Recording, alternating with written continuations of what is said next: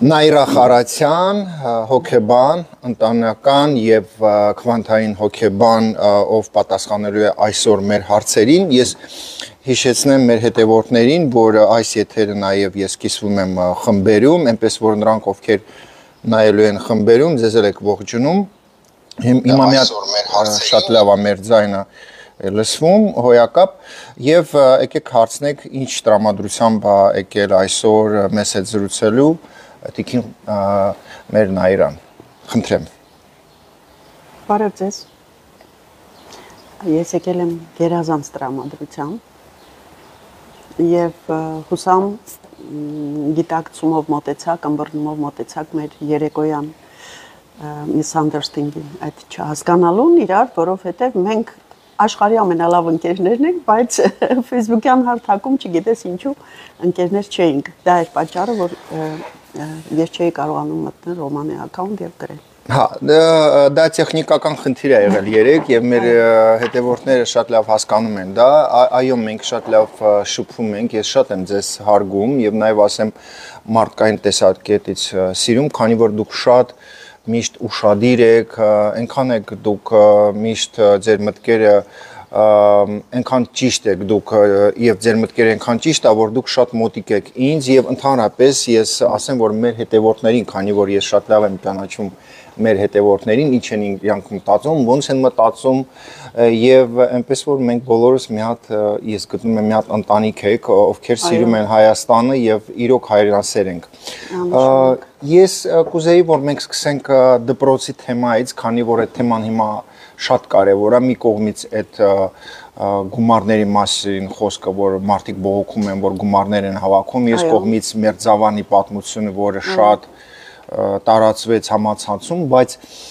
ես ուզում եմ ընդգծել, որ ցավոք սրտի մենք տեսանք այդ պատմությունը, քանի որ նկարեցին, բայց կա ահագին այդ ձևի պատմություններ առանց նկարելու, երբ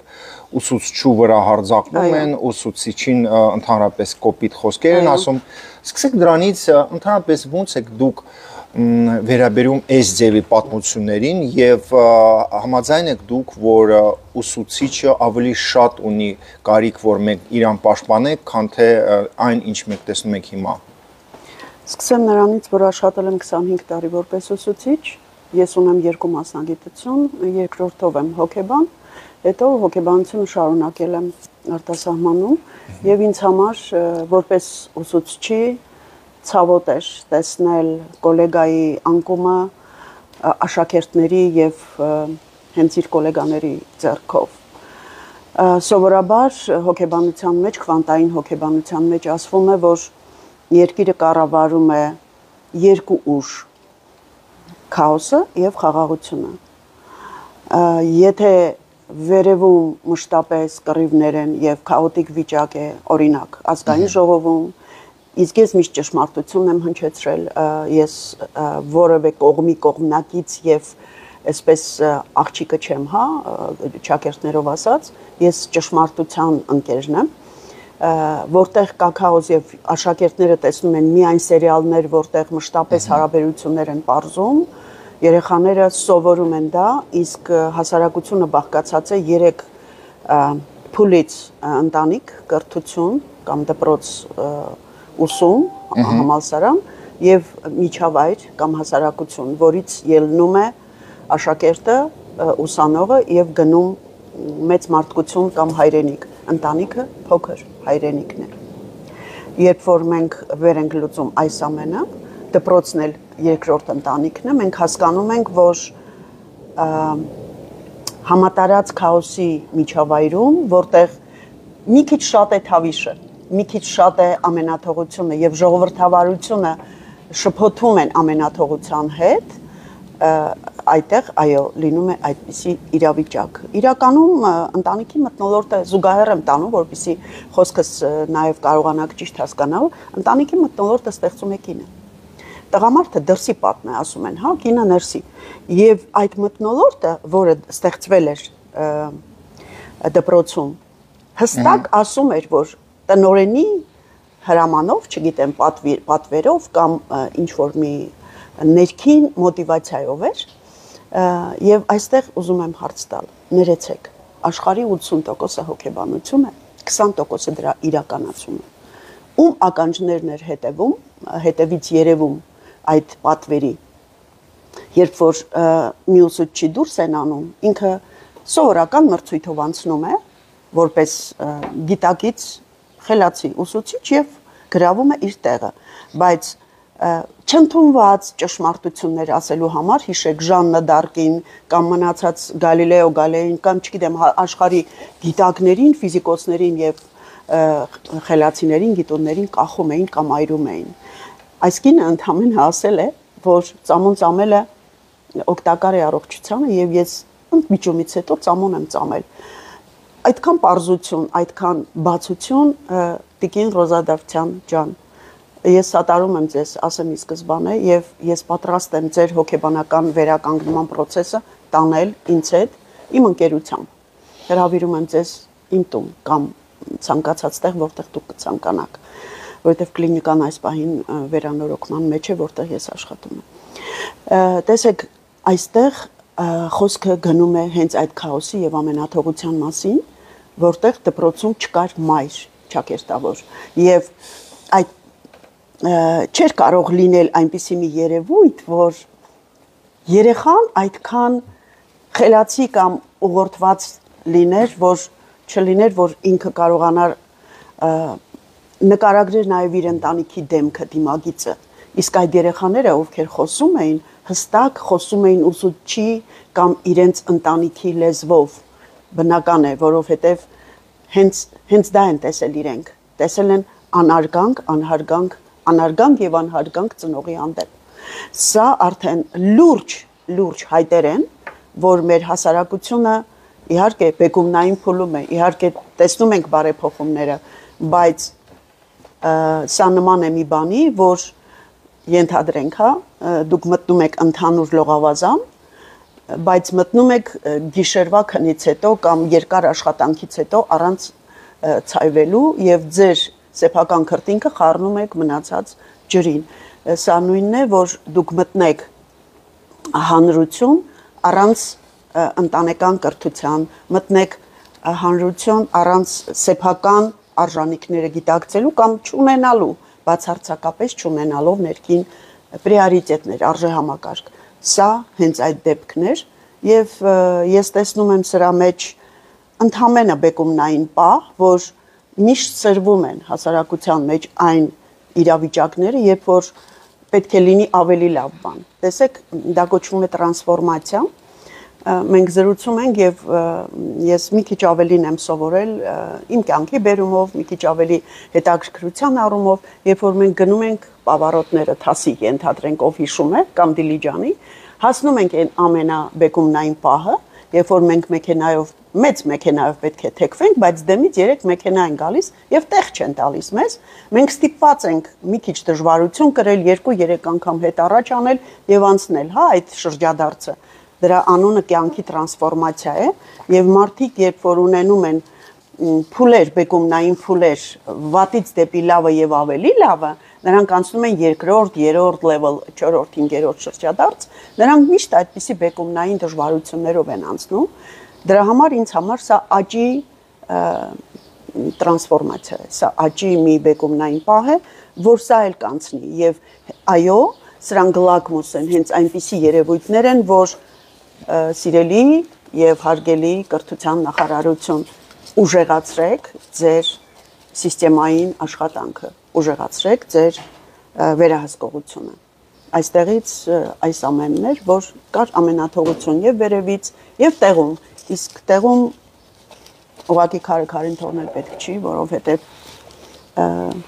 ավելի լավ է այդ կինը աշխատի արժանապատիվ դպրոցում եւ ճանաչեն իրեն որպես մանկավարժ մեծատառով, քան անարգեն եւ տևական ժամանակ ինքը կարողանա այդ ստրեսը իր հետ իր ուսերին շալակած տանել։ Ես այդպես եմ կարծում։ Ես շնորհակալ եմ, շատ ճիշտ խոսքեր դուք ասեցիք եւ ահագին կոմենտներ են գրում, հետո եթերից հետո անպայման Տիկին Խարացյանը ձեզ կպատասխանի։ Ես կուզենայի հարցնել ծնողների մասին։ Տեսեք, վերջի 6 տարին դուք ճիշտ ասեցիք, այս ժողովրդավարությունը, դեմոկրատիան, այդ ծնողները գտնում են, որ իրանք պետքա պաշտպանեն իրանց երեխու պրավա-դիտեյ, հա, այսպես ասած, հա, իրավունքները եւ ինձ հետաքրքրում է այդ կինը, ով գորգորում էր այդ ուսուցչուհու վրա, իմջելուց միջև ձեր գալը մի ժամ առաջ, այդ կինը կարմիր մազերով, ով հիմա համացանցում տարածված է։ Ինձ նամակ է գրել գիշերը, գրել է, ուրեմն ասեմ, ես ուղղակի ստուգեցի, տեսա Իրանից նամակ եկավ, ես չպատասխանեցի։ 0017, այսինքն գիշերն է գրել, 12-ից հետո ինձ նամակ է գրել, երեք ես սյուժե եմ գցել Հայկ Կարապետյանը, որը շատ հայտնի բլոգեր է TikTok-ում, իր այդ ռոլիկը երևի դուք եք տեսել, ահագին տարածվել է։ Հիմա ես տենց եմ հասկանում, որ այդ կինը տենում է, որ սա հայ ազգ է, даже ոչ թե Հայաստանի մասշտաբով, իր մասին ինչեր են գրում, դրսում, եւ ժողովուրդն են դա գրում, նաեւ անիծում են իր երեխուն, իր ընտանիքին։ Ինձ հետաքրքիր է, այդ կինը հիմա դուք ոնց եք մտածում, որպես հոգեբան, ինքը փոշմանում է, որ դա արել է, ինքը փոշմանում է, թե չի փոշմանում։ Մենք տեսել ենք դեռ ինչ որ մամուլ, հա, այսինքն պատրաստած ժուրնալիստներ։ Ահագին մարդիկ գրում են, որ հնարավոր է, որ բոլորը փող են ստացել, գումար են ստացել։ Հնարավոր է, մենք չգիտեմ։ Եթե դաժե ստացել է, չի ստացել։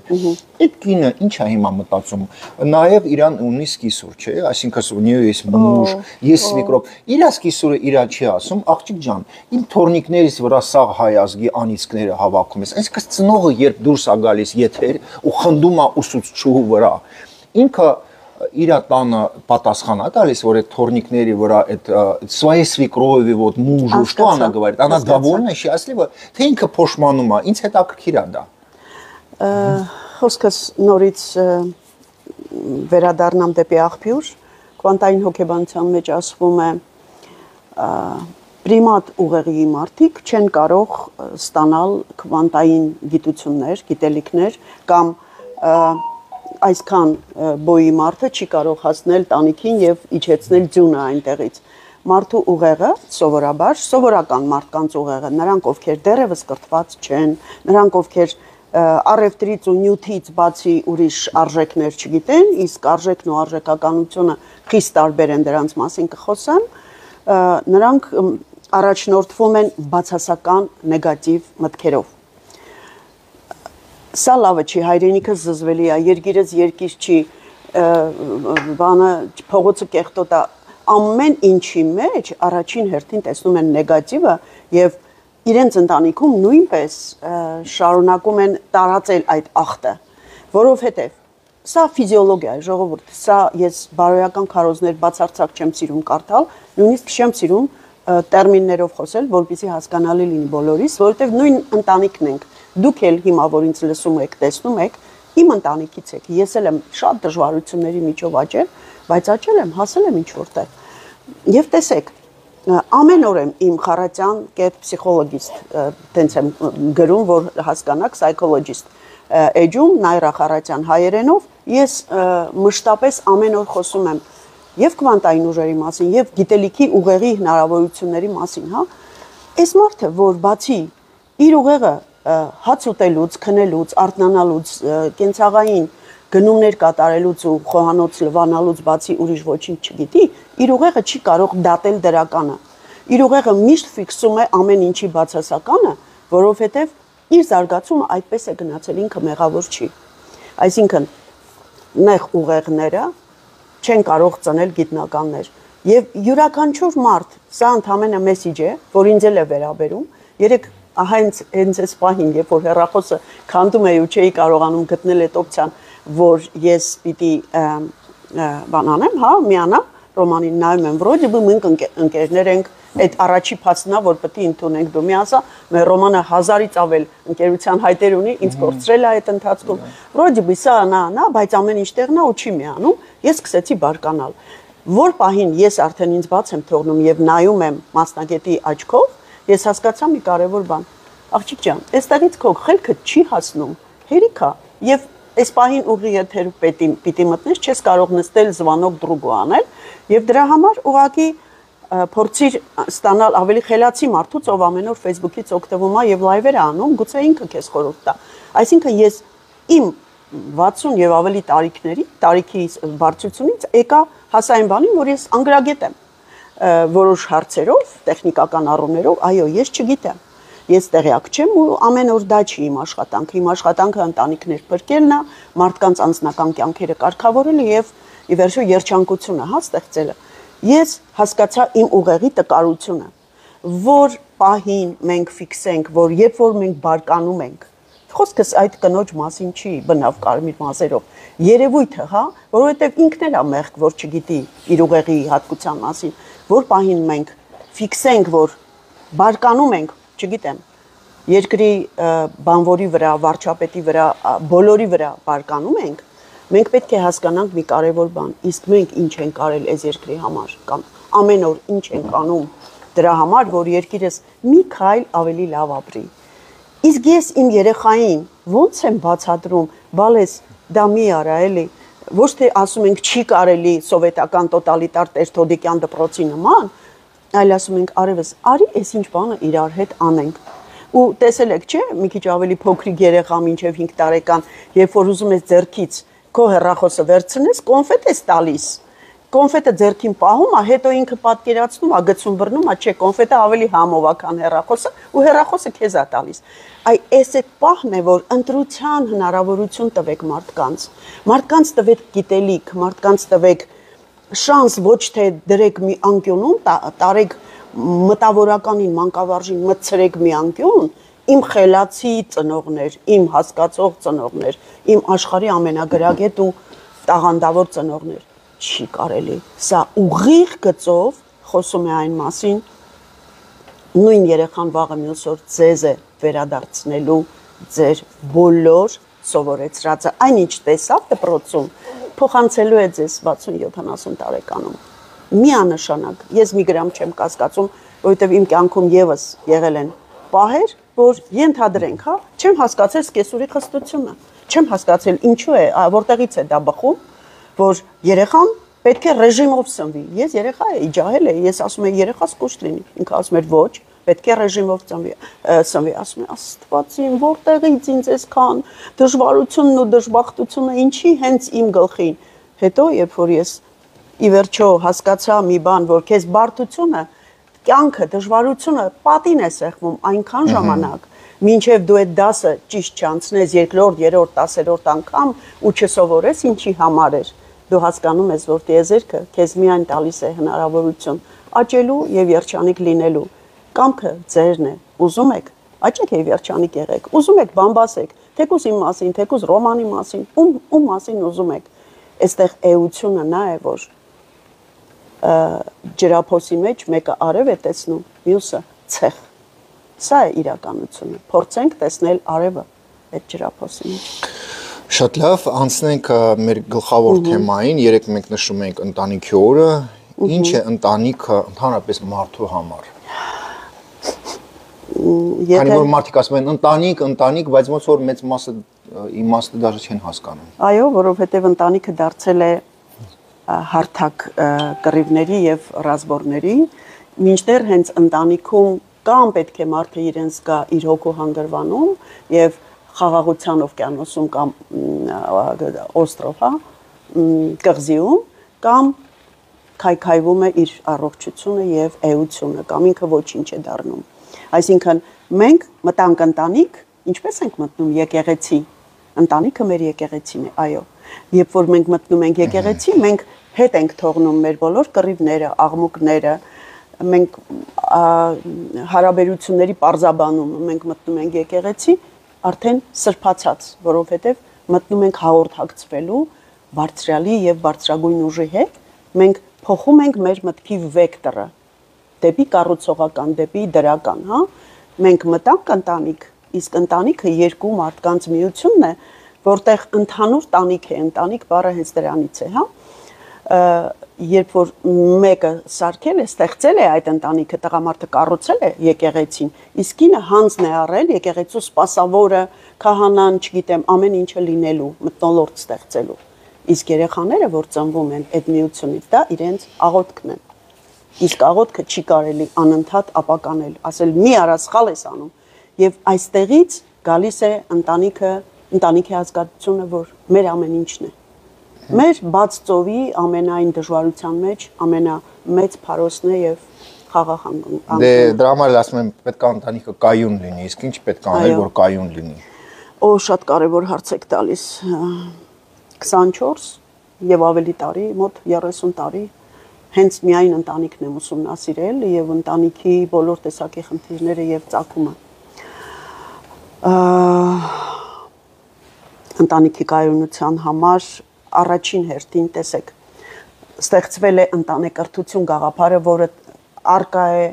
արդեն նույնիսկ Ռուսաստանում, Եվրոպայում, Ամերիկայում, ամեն մեկը իր ունեն ընտանիքի բարեկամ, այդպես է կոչվում, ունեն իրենց ընտանիքի բարեկամը, որը հոգեբանն է բնականաբար, եւ ես երբ որ առնչվեցի Բրյուսելում, ես հասկացա, որ այս ինչ մեծ բան է բաց թողել մեր Հայաստանը, իսկ ես անչափ հայրենասեր եմ, ես հասկացա, որ այնտեղ, որտեղ քաղաքապետը շաբաթը 4 անգամ իր թաղերի, բնակիչների հետ հանդիպման տարբերակ եւ քննարկման հնարավորություն ունի, այնտեղ կան ոչ թե ավականիներ, այլ թաղային մարդիկ ավականի կոչված, ովքեր իրենք են որոշում, թե այս թաղում ինչ է խիստ անհրաժեշտ, հա, օրինակ ծերապարտես 60-70 տարեկան բարձր մարդկանց, իսկ 65-ը իրենց համար երիտասարդություն է երկրորդ, եւ նրանք 70 տարեկանից հետո մտածում են ինչ չգիտեն, որ գնան կրթվեն, օրինակ տետե ոլորտ, օրինակ չգիտեմ, իսկուսственный ինտելեկտ եւ այլն, հա, նրանք գնում են այդպիսի խմբակներ սովորելու։ Դա ծերապարտեզ է կոչվում։ Եվ ես այդ պրոյեկտը երբ որ տեսա, ցնցվեցի, հրճվեցի, ասի տանեմ Հայաստան, հա, այստեղ բարձվեց բոլորը արդեն ունեն իրենց սեփական կենտրոններ, բայց պետական ծերանոց կա, որը ունի զարգացման տենդենս, գերանտոլոգիա, ամենակարևորը։ Ծերունին մեծը վախենում է մահից եւ խնդիր ունի իր դեմենցիայի հետ, հիշողության եւ ենթագիտակցության հետ, իրենց հետ պետք է աշխատել ուրիշ թեմայով։ Սա ուրիշ հոգեբանություն է եւ առհասարակ 12 հոգեբանություններից ընտրեցի այդ մեկը ընտանեկանը, հա։ Եվ հասկացա մի կարևոր բան, որ ընտանիքը փորձություն է մեծ առումով եւ ընտանիքի կանոնները, որպես այդպեսին, պետք է դրվեն հենց հայրենիքում, ընտանիքը փոքր հայրենիքն է, ինչպես ասեցի, բայց տեսեք, Ռուսաստանը իր մեծ թերությունից, խմելու խայտարակ թերությունից, գերտերություն է, չէ, վերածվել էր ամենաթողության, այնտեղ ինչ արեցին Եվրոպայի օրինակով, դրեցին շկոլա մալադոյ սիմьи, երիտասարդ ընտանիքի դպրոց, որտեղ ամեն 16 տարեկան, սա շատ կարևոր բան է դպրոցի համար նաև, սկսեց համագործակցել այդ կենտրոնների հետ։ Իսկ դրանից առաջ, մինչև 16-ը, ընտանիք եւ կրթություն համակարգը ստեղծված էր միասին լուծելու երեխայի մեծացման դեռահասության հարցը։ Մինչ դեռահասություն կենտրոններ կան, ընտանիք եւ կրթություն, այդպես են կոչվում, որտեղ ոչ ծնողն ապարտավոր երեխային բացատրել, երբ որ ինքը մանկավարժ չի, քիմիկ է, ենթադրենք, նա չգիտի ինչպես մեծացնել, նա պիտի մեծացնի իր հոր գորգորոցի օրինակով, իր մոր աղմկի օրինակով, չգիտեմ ինչպես, իր ընտանիքի մատրիցայով։ Իսկ ոչ ոք պարտավոր չի իր երեխային դպրոցում, բացի կենսաբանությունից, հայոցից, մաթեմից սովորացնի վարքի կանոններ կամ ինչպես սիրել ընկերոջը։ Այս բոլոր հարցերը գալիս են բարձի թողի վիճակից։ Ընտանիքը, որտեղ չի կարողանում իր օրենքները մի քիչ ընդլայնել եւ դառնալ եւ մանկավարժ եւ հոգեբան, այստեղ ընտանեկրթությունն է պակասում։ Եւ երկրում Ռուսաստանում դրվեց շկոլա մալադոյ սիմьи որպես ընտանեկրթության մոդել եւ ինչ ժողովուրդ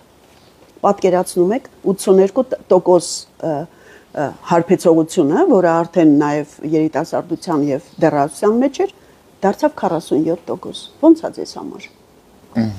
Եվ ամուսնալուծությունները սկսեցին պակասել, որովհետև ընտանեկրթությունը այն է, թե ինչպես դառնալ օրինակելի, օրինավոր հայր եւ մայր։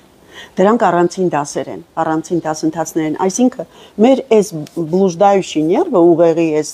որ ասում եմ անդադ դժգոհա, իրենք բերեցին, դարձրեցին գող Գոհունակ մեկը, որ պետք է սովորի ինչպես լավագույն մայր դառնալ եւ գտնել լավագույն տղային, դառնալ արքայադուստր, որ գտնենք արքայորդուն, հա։ Այս բանով իրենց ուղեղը սկսեցին աշխատացնել եւ հրաշալի աշխատեց։ Հայաստանում մենք դա չունենք։ Հայաստանում այդ ամենը անում է ընտանեկան հոգեբանը։ Ահա թե ինչու Ինձ չունեմ անցած տարվա ստատիստիկան, բայց 2023 թվականին մենք Հայաստանի Հանրապետությունում ունեցանք 15000 մոտավորապես հարսանիք եւ մոտավորապես 5000 ընտանիք, ովքեր բաժանվեցին։ Հա, ինչ եք մտածում դուք դրա մասին եւ ոնց կարելի է անել, որ այսպես ասած մարդիկ չբաժանվեն, եթե если, конечно, это правильно произносить вопрос, да. Տեսեք 2013-ին իմ այսպես փնտրտուքների մեջ իսկ ես պետական ծրագրեր ունեմ գրած դեռևս հանրապետականների ժամանակվայից օրինակ ընտանիքի կանանց երեխաների վարչությունը, որ մեծ դժվարությամբ հիմնադրեցին 2003-ին եմ գրել, դարձել է 2004-ին պետական ծրագիր։ Ես ուղարկել եմ կառավարության, իրենք հաստատել են, ինձ տվել են 50 ռուբլի դրա։ Այն ժամանակ ռուբլի էր կարծեմ նույնիսկ, կամ 50000 դրամ։ Ես գնել եմ իմ նոր երկտեղանոց մարշական, այսպես ծիծաղելի է, բայց շատ ծիծաղելի սիմվոլիկ գումար, բայց դա դարձավ պետական ծրագիր։ Որից հետո չափորոշիչները չտվեցի, ինչու, որովհետև ինձ չընդունեցին այդտեղ աշխատանքի։ Հանրապետականները չընդունեցին։ Հետո այս մեր նոր իշխանությունը քննություն տվեցի անցա ռեզերվ, ինչու, որովհետև չափորոշիչները այլ էին, իմ գրածը չէին։ Եվ դրա համար ես պարզապես մշտապես ուզեցել եմ անել ընտանիքի համար ինչ-որ լավ բան, հա։ Մենք խոսում էինք, թե ինչու են ամուսնալուծվում։ Այդ ժամանակ էր, որ ես տվեցի արդարադատության նախարարությունը արտասահմանի փորձը, որը ես բերել էի, ուրեմն social, այդպես են ասում, ով հիմա ինձ լսում է արտասահմանից, սոցիալ, այդպես բան կա, չէ, տերմին կա, սոցիալը եկավ, սոցիալը գնաց, այդպիսի մարդ է, ով մշտապես նայում է ընտանիքների հոգեբանական, սոցիալական, բարոյահոգեբանական վերաբերմունքը, փոխհամագործակցությունը եւ փոխհարաբերությունը։ Այդ ժամանակ ես տվեցի արդարադատության նախարարությանը, որ ԶԱԳՍ-երում դրվի այդ մասնագետը, ով որ գալիս են մի կաթիլ մեղրի նման բաժանվելու, ինչի՞ց եք բաժանվել, ինչի համար, ասում է չեմ հիշում, ասում է ինձ հետ վատ է վերաբերվում, ինչու չեմ հիշում, այ նմանատիպ վիճակները կանխելու համար եւ սա էլ իր հերթին մեկ տարվա կտրվածքով իհարկե աշխատեց դժվարությամբ, բայց ընդունեցին, հասկացան, որ շատ լավ բան է, 3 տեղ փորձառական դրեցին, բայց ընտրության իրավունքով ոչ թե պարտադիր։ Այ ընտրում էին մարդիկ, օրինակ տղամարդիկ շատ էին ընտրում։ Արի գնանք այդ հոգեբանի մոտ, տեսնենք ինչու ես դու ինձնից հեռանում։ Այսպես եւ պարզվեց, որ առաջին տարում իհարկե քիչ, բայց 3% օգտակարություն բերեց ամուսնալուծությունների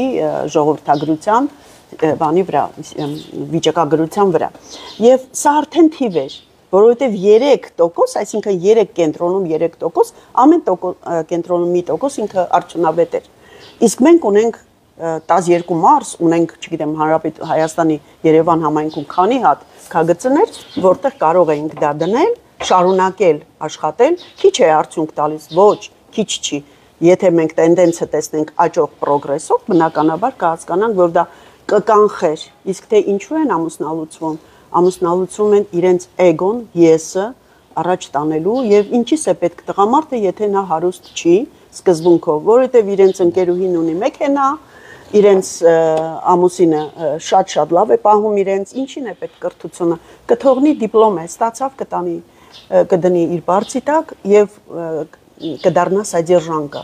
Ինչ բան է դա, որ իրեն պահում են, ինքը չի պահում կամ ինքը տանը ոչինչ չի անում, կամ հակառակը դառնում է տղամարդու տնային տնտեսուհին, որ չունի արժեհամակարգ, որովհետև ինքը որպես կին, որպես մարդ արարող, որպես փոքրիկ աստվածուհի իրեն դեռևս չի ճանաչել, իրեն դեռևս չեն սովորացրել, գլխին խփելով, սուս ձենդ կտրի, դու ձայնի իրավունք չունես, աղբորդ մի բան անի, հակաճառի, այսպես այնպես, հա, սրանք բոլորը վարկեր են, որ գալիս են ընտանիքից եւ ինչու են ամուսնալուծությունները շատանում, որովհետեւ գերադասում են 15-20 հազար դրամ տան, մի հատ սրճարանում նստեն, մի օր վեր կենան, բայց նույնքան վճար իրենց ինտելեկտի զարգացման կամ իրենց գլխավոր խնդրի ընտանիքի կոնֆլիկտի համար չեն ուզում տալ կամ տալիս են 5-10-15 տարվա մասնագետի, ով դեռևս չգիտի ինչ բան է ընտանիք, ուր մնաց իմանա ընտանիքի հոգեբանությունը եւ դրա համար միշտ ցախողում է։ Դրա համար եմ ասում, պարտավոր չի ծնողը լինել եւ կենսաբան, եւ օտեկա եւ ամեն ինչ։ Ծնողը պարտավոր է պարզապես իր երեխային գոնե այս դարում, հա, որպեսզի չժառանգի իր ծնողի ժառանգած ձայնդ կտրիր վիճակները իր երեխային, նա պետք է թույլ տա, հնարավորություն տա այսօրվա 21-րդ դարի երիտասարդին սովորել ճիշտ ընտանիք կազմել, որի անունն է ընտանեկրթություն։ Ես այդպես եմ կարծում, իսկ մենք դա սկսել ենք արդեն։ Ինչպիսին է ժողովրդավրությունը, հա, վիճակագրությունը դրսում ընդհանրապես։ Տենդենսը այնտեղ ավելի շատ միայնակության վրա է աշխատում, մարդիկ օրեցօր միայնակ են դառնում, որովհետև չեն վստահում, վստահելիության սինդրոմ գոյություն ունի եւ օտարվում են մեկը մյուսից, բայց այնտեղ տարերային է, քաոսային է եւ գոնե դանդաղ է աճում ամուսնալուծությունները այդքան մեծ թվով չեն։ Մենք մի քիչ Ասիա ենք, մի քիչ Եվրոպա եւ մեր ասիական լինելը մշտապես կոնֆլիկտի մեջ է մեր եվրոպական տեսակի հետ, հա, եւ միշտ առհասարակ ով գնում է արչեվից նրան հետևից խփում են, չէ, ինչպես Տիկին Ռոզայինը եղավ, ինքը լուր է, համեստ է, որակազրկել, չակերտավոր բարոյազրկել իբր թե, բայց ստացվեց, որ նույնիսկ նրան շնորհակալություն են հայտնում արտասահմանից $1000 է ուղարկել մի բլոգեր եւ այսօր շատ մեծ բաներ ունի, պատժկաներ ունի այդ կինը, որովհետեւ այո, դա բարոյալքում էր, հասարակական բարոյալքում ծնողների կողմից, իսկ ժողովրդագրությունը, տեսեք, ժողովուրդը երբեք չի սխալվում։ Ժողովուրդը միշտ ճիշտ է, երբ որ ինքը ոտի է կանգնում, մենք էլ մեր ամենադժվար պահերին բոլորս կանգնում ենք, մի մարդ ենք դառնում, մի բռունցք եւ լուծում ենք բոլոր խնդիրները։ Ես զրուցել եմ եւ մասնավոր մարդկանց հետ, հիմա կպատմեմ ինչ հրաշալի ծրագիր կա այսօր ժողովրդագրությունը կարգավորելու համար եւ դա սկսել է դրսից արտասահմանից եւ խոսել եմ մեր ղեկավարների հետ, Տիկին Աննայի հետ, Հակոբյան եւ վարչապետին եմ այդ հարցը տվել, իհարկե առաջին անգամ էր լսում, մարդը չհասկացավ ինչի մասին է խոսքը, բայց ես վստահ եմ, որ ես տվեցի այդ սերմը, որով իրենք կարողանան դրա մասին հասկանալ, հա, մեր բոլոր խնդիրներն են, որ գալիս են ընտանիքից։ Իսկ ժողովրդագրության հարցով, տեսեք, պետք է ստիպված համեմատություն տանեմ, բայց մի կարևոր փաստից հետո ՄԱԿ-ը 7 տարի առաջ ես եմ լսել այդ բառերը իմ ականջով, անգլերենով գնում էր ելույթ, այն ժամանակ մուսուլման էր եւ այդ որոշումը ամեն դեպքում կայացվեց եւ սերմը գծվեց, Հայաստանը եւ հայազգը ճանաչեց վերացող, ծերացող եւ ուծացող ազգ։ Եվ 100 տարի հետո, այսպես ստատիստիկան, վիճակագրությունը բերեց նրան, որ Հայաստան երկիրը այլևս կարող է չլինել, ավելի փոքրիկ, որովհետև միշտ բոլորը մուսուլմանները ճիշտ են, իսկ քրիստոնյաները սխալ, հա, եւ այստեղից մեծ է ճնշումները Եվրոպայի եւ մուսուլմանական աշխարհի, որը հիմա գնում է դեռևս ճշմարտությունը ինչպես միշտ հաղթանակելու է։ Խնդիրը հետեւյալն է. մուսուլմանը երբ որ ընտանիք է կազմում, ժողովուրդ ջան, բերում է գոնե 9 երեխա, ինքը իր կոդեքսի մեջ, բանի ազգային գաղափարախոսության մեջ ունի հետևյալը. 10 երեխա են բերում, մեկը հնարավոր է որ աշխարհ չգա, չծնվի, 9 պետք է լինեն, 3 Աստծունը, ես տալիս եմ Աստծուն, 3 պետք է պաշտպանեն իմ երկիրը եւ առաջ գնան հաղթանակեն մուսուլմանությունը ամբողջ աշխարհով մեկ տարածելու գաղափարը, 3-ն էլ տալիս եմ կնության, որպեսզի ամրացնեն այդ զինվորի թիկունքը։ Ստացվեց, որ նրանք 4-ի սահմանը վաղուց անցել են, 5-ի սահմանը, իսկ մեզ մոտ այդ մաքսիմումը 5-ն է։ Եվ ինչ է ստացվում հիմա Եվրոպայում մեծ ակցիաները եւ մեծ ճնշման մեծ բաները, հա, այդ բունտերը վերածվում են համաքաղաքայինի եւ տարածաշրջանայինի, որովհետև նրանք կարողանում են քանակով հաղթել, ոչ թե որակով, հա։ Իսկ մենք ունենք այդ ինտելեկտը եւ ամեն օր կռվում ենք իրար հետ ու չենք գնահատում։ Մինչդեռ պետք է մենք ազգային գաղափարախոսություն սարքենք եւ տեսեք ինչ եղավ։ Աշխարհը քվանտային է։ Ես մտածում եմ ինչ որ բանի մասին, ինչ որտեղ այդ մասին արձագանքում են ինձ։ Եվ ես դրա համար ամեն ինչ եմ ծախսել, որպեսզի հասնեմ 46 տարեկանում Բրյուսել եւ սովորեմ այդ հրաշք արվեստը։ Տեսեք, մի առաջարկ ստացա 100 միլիոն հայ։ 100 միլիոն հայ պրոյեկտը արդեն հիմնադրվել է արտասահմանում եւ գործելու է Հայաստանում։ Ընտրել են ինձ երկար բարակ ուսումնասիրությունների շնորհիվ որպես իրենց համակարգող եւ հոգեբան, որպեսզի այս զույգերի մարդկանց ընտանիքների հարաբերությունները անկողմնակալ կարողանամ, հա, դիտարկել։ Իրենք 3 տարբերակ էին ընտրել, երբ որ ինձ հարցրեցին, ինչպիսի զույգ վերցնենք, որպեսզի բոլորի համար օրինակ լինի, որ բոլոր զույգերը ուզենան 4 եւ ավելի երեխա ունենան, 5 եւ ավելի, հա, այսպես 4-ից բարձր, եւ ստանան մեր աջակցությունը, մեր մեծ հզոր թիմի աջակցությունը եւ ֆինանսապես, եւ աշխատանքով, եւ հետագայի իրենց բոլոր ապահովություններով, հա։ Ես առաջինը, որ եկավ իմ ուղեղ, ես մտածեցի, ոչ ոքից կախում չունենալու ամենալավագույն տարբերակը եւ Աստծուն մոտիկ լինելու տարբերակը, որ երեխաներ ընտրելն է։ Եվ իրենց 3 բաներից մեկը հենց որ երեխաներին ամուսնացնել, իհարկե նրանք ովքեր իրար սիրում են եւ չեն կարող ամուսնանալ, տուն չունենալու եւ ապագա չունենալու պատճառով, թիկունք չունենալու պատճառով։ Մենք դառնում ենք իրենց թիկունք, դառնում ենք իրենց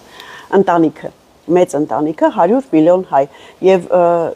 ես ես հիմա խնդրում եմ սա մեծ լսարան է, եթե կունենաք տարբերակ գտնելու 2 որբեր, ովքեր սիրում են իրար, ովքեր ընտանիք են կազմելու, մենք տալիս ենք հենց հիմա մեծամոր քաղաքի կողքը 2 հարկանոց բնակարան, սա արդեն հստակ փաստ է, 2 հողամաս, որով այսինքն ընտրության իրավունք ենք տալիս, կուզի առաջին հարկում ապրի, կուզի երկրորդ, կուզի աջ հողը վերցնի, կուզի ձախ, սա մարդկային այսպես բաց երկխոսություն է լինելու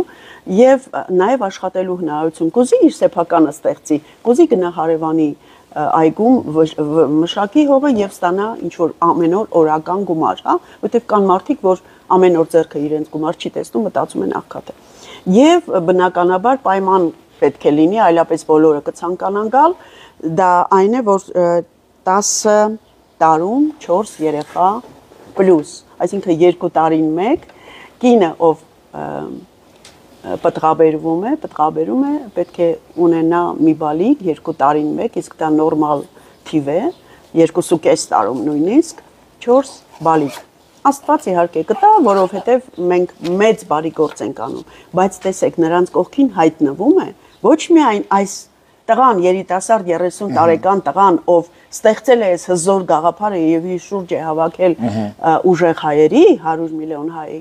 առայժմ դե 100 հայ են, 100 հզոր հայեր են, իր կողքը 100 եւ ավելի, բայց կդառնան շատ ավելի, ովքեր իրենց տասանորդը կնվիրեն այս հայրենիքի ուժեղացման, ժողովրդագրության ուժեղացման հարցին։ Մի 3 հարցեր, Տիկին Խարացյան, որպեսզի մի ժամվա մեջ մտնենք, ինչ կբերի մեր երկրին տնտեսության լիարժեք զարգացումը։ Ինչը կբերի տնտեսության լիարժեք զարգացման, ուզում եք ասել։ Այո, զարգացման։ Մեր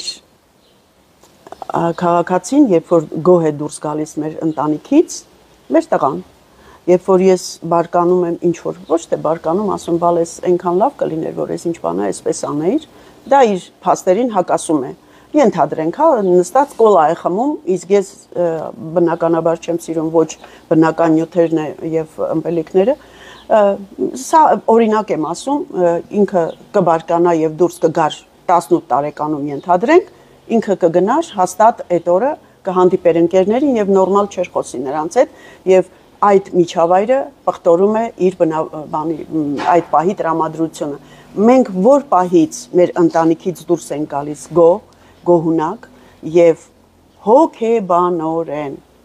ոչ ընկծված, այլ առողջ եւ երջանիկ, մենք մի կաթիլ երջանկության սեր մենք գցում մեր միջավայր եւ շրջապատ։ Այս աշխատանքը ժողովուրդ պետք է սկսել մանկապարտեզից։ Այո, ծայրահեղ այսպես փոփոխություններ կան մեր երկրում արդեն դեպի լավը, հսկայական, բայց սիստեմային փոփոխությունների մասին է պետք խոսել, որ երեխային սովորի ոչ թե խաղալիքը խլել մանկապարտեզում, այլ նվիրել խաղալիք, այլ տալ եւ անվերապահ, ոչ թե ասել գնա գլուխը ջարդի, գնա այս արա, այն արա, իմ 25 տարվա դպրոցում աշխատանքը բերեց նրան, որ ես ունեցա մշտական հարվածային դասարան։ Սա արդեն խոսում է այն մասին, որ ես այդ մթնոլորտը ստեղծեցի, հա, ամեն մեկս մեր տեղում մի մոն վառենք եւ մեր երկրի պատկերացնում եք ինչքան բնակիչ ունի, 3 միլիոն ենք, լավ, թող 1.5 միլիոնը, թող 1 միլիոնը, ամեն օր մեկս մեկից մի հատ բարություն անենք, մեր տան ավելորդը տանք, մեր ժամանակից իսկ ես ամեն օր գոնե մի 2-3 հոգու հենց այնպես օգնում եմ, երբ որ տեսնում եմ սոցիալապես անապահով կատեգորիայից է, օգնեմ, որ ընտանիք վերադառնա, օգնեմ, որ միայնակ չմնա։ Ամեն մեկս մեր տեսանկյունից, մեր ձեռքի արհեստը կարողանանք կիսել դիմացինի հետ։ Մենք մեր երկրին երկիր չի հասնի։ Տեսեք, օրերս ես հանդիպման էի Բակուր Մելքոնյանը, մի հզոր տղա, ով 40 քանի տարեկանում Արտլանչի հսկայական սրճարանների ցանց ունի։ Իհարկե նախանձում են, ասում են, սա կոռուպցիա, չկա նման բան, մարդը ուղեղ ունի եւ դա դրել է աշխատանքի մեջ ու հասնում է ամեն ինչի։ Մի լավ բան ասեց, երբ որ համեմատելու ենք լինում, ասում ենք, «Էտով է, ով որ գցում է մեկը մեկին, մեկը մեկի տակը փորում է եւ մեկը մեկի համար մասին բամբասում է»։ Ասեցին հայը հային, ելով։ Ասեց ոչ, դա 1874 թվականի եվրեյների, հրեաների բանի մեջ գրված է, տորայի մեջ գրված է, որ երկիրը սկսեց այստեղից ճգնաժամի մեջ մտնել, որտեղ բանը հրեան գցում էր, հրեան տակը փորում էր եւ չուներ մարդկային հարաբերություններ։ Իսկ մենք այսօր վերագրել ենք մեզ։ Հաջորդ հարցը, ուրեմն ես այս 4 տարվա ընթացքում մեկ եթերներ է անում եւ նաեւ վաղն էլ լինելու շատ կարեւոր եթեր Ադրբեջանից շատ հայտնի մի հատ մարդ ում խոսակցություն ունի, ով խաղաղությունն է նաեւ ուզում, Նատիկ Ջաֆերին լինելու, եղել է մի անգամ իր հետ զրույց, վերջին ընտրությունների ժամանակ իր պարտիան երկրորդ տեղն է բռնել Ադրբեջանում եւ մեր վարչապետն էլ էլի 3 խաղաղության մասն էր խոսում, իսկ միշտ դա ասեց, որ մենք պետք է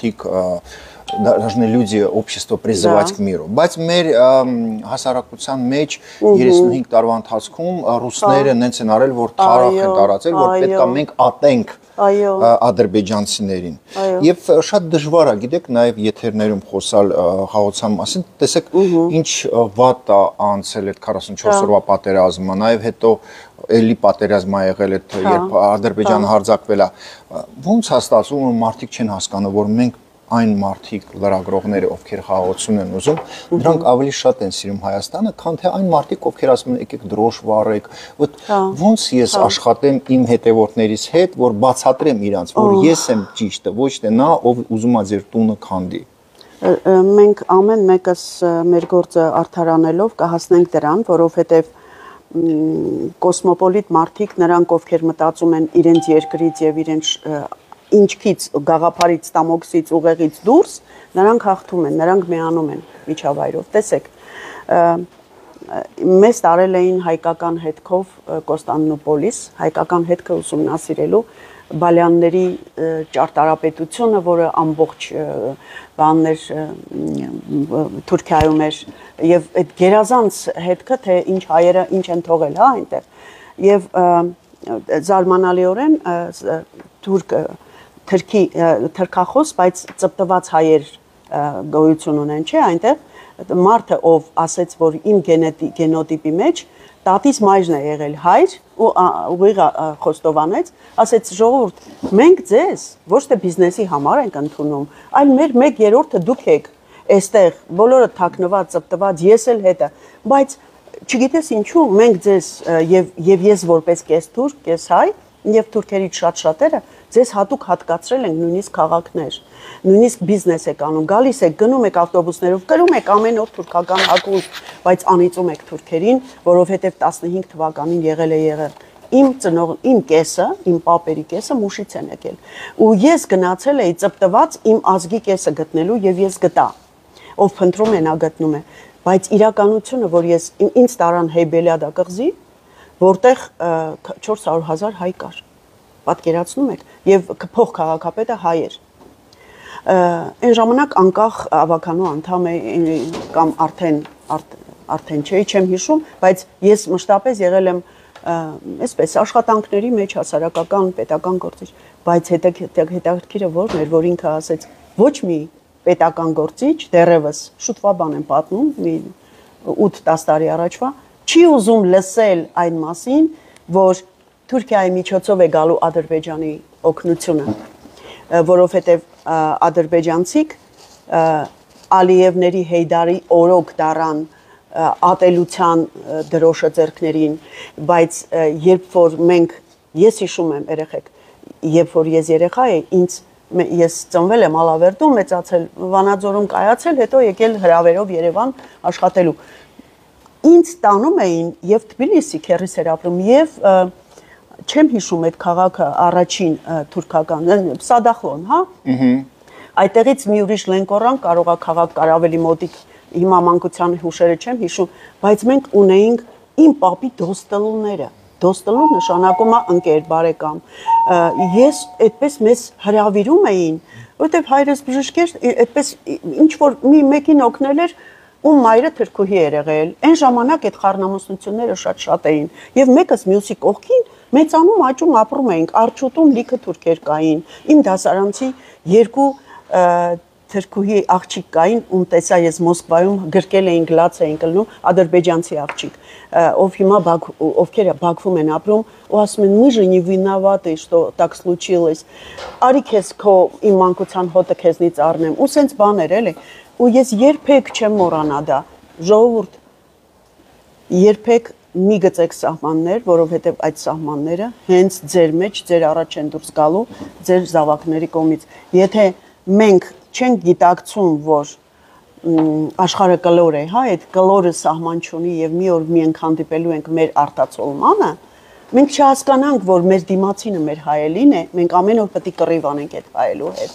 Եվ այսօր հաղթում է նա, ով մի քիչ ավելի լայն ու հեռու է մտածում։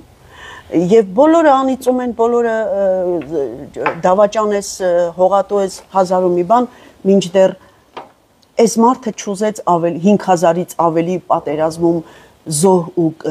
կռիվ որդի տանք, որովհետև գիտակցում էր, որ մի բուռ ենք, գոնե այս մի բուռը փրկենք, գոնե այս մի բուռը դարձնենք պետական սահմաններով հայի տուն։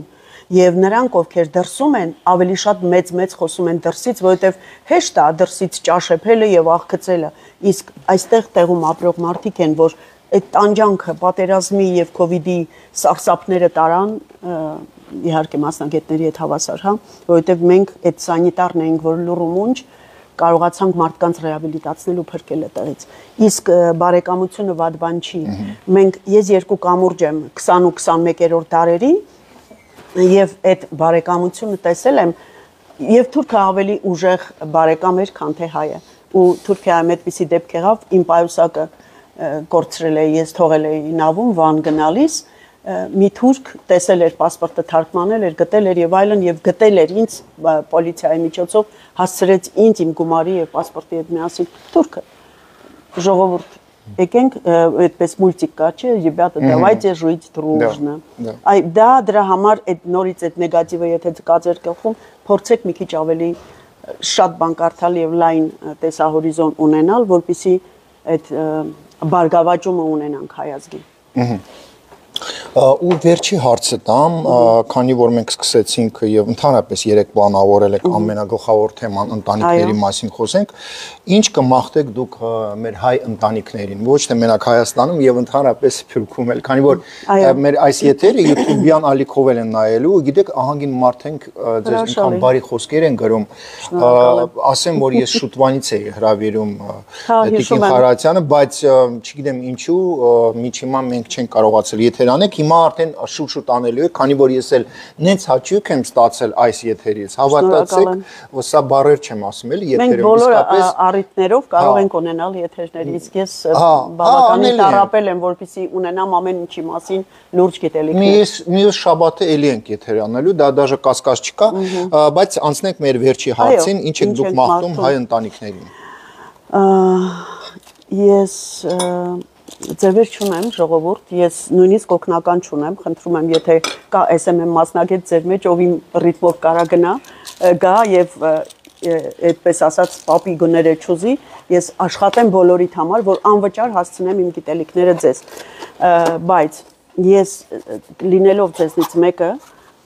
տարիներ շարունակ ապրելով, ծնվելով սովետական հասարակական ընտանիքում, ես փնտրել եմ ներդաշնակություն։ Ներդաշնակություն, այո, հին եւ նոր սերունդների մեջ։ Ներդաշնակություն նոր հասարակարգի մեջ, որպիսի ինձ չանիծեն հականիկոլականները եւ չգերագնահատեն նիկոլականները։ Ես միշտ եղել եմ ժողովրդի մարդ, ես ոչ մեկի կողմը չեմ հարել։ Ես ուզում եմ ձեզ ասել, ունեք ձեր ներսում ներդաշնակություն, եթե չունեք գտեք, չգիտեմ, ափսոս չի ատամը պլոմբելու փոխարեն դիմել մի անգամ եւ ոչ թե փոխարեն դրա նման մի անհրաժեշտություն է ներդաշնակ լինելը ներսից,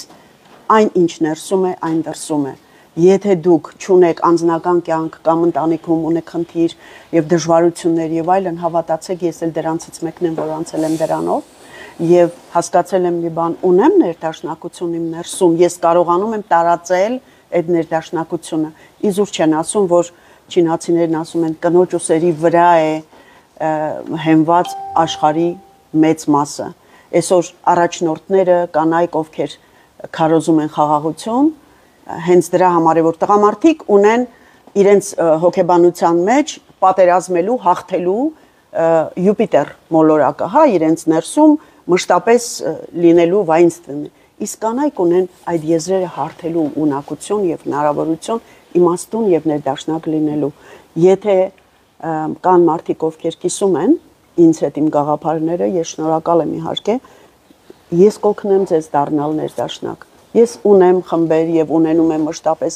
սեմինարներ, տրեյնինգներ։ Եթե մտնեք այդ էջը Instagram-ի, իմ մասնագիտական էջը դա է, ոչ թե Facebook-ը,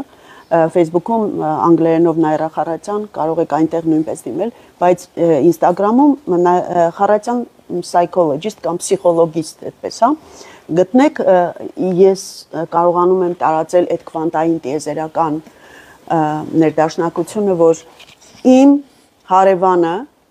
լինի ավելի ջերմ ու բարի, քան ես։ Ես հիշում եմ,